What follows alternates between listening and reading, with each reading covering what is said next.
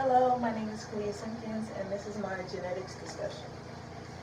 So the first cross I have right here would be two heterozygous red plants. So I have capital R, lowercase r, capital R, lowercase r, capital R being dominant, lowercase recessive.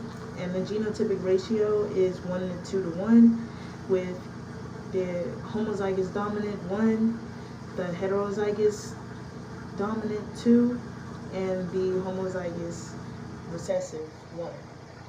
Then the phenotypic ratio is 3 to 1, because 3 of these options have the dominant trait. So 3 of these are red, and then 1 of these are white because it's homozygous dominant. Then, homozygous recessive, I'm sorry. Then for the second scenario, second cross, I have a heterozygous dominant and a homozygous recessive, because there's a long-eared heterozygous dad and a female bunny with short ears. So I have the capital L, lowercase r, dominant to recessive. And the genotypic ratio of this one was 1 to 1, so it was half. And the phenotypic ratio was 1 to 1 as well. So half of the babies had long ears and half of the baby had short ears. And the genotypic makeup of the babies would be homozygous recessive and heterozygous dominant.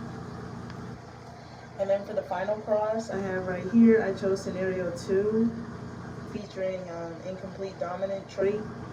So in that case, I did I did B in this scenario, but I did capital B times lowercase b, with the purely white female cat and the incomplete dominant trait dad with the totally black fur, so it needs to be homozygous dominant.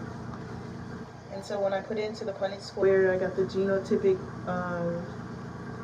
ratio is really just 1, because they all have the same genotype. And then the phenotype, in this case, it's just 1, but because it's incomplete dominance, it's a mix of the 2 traits.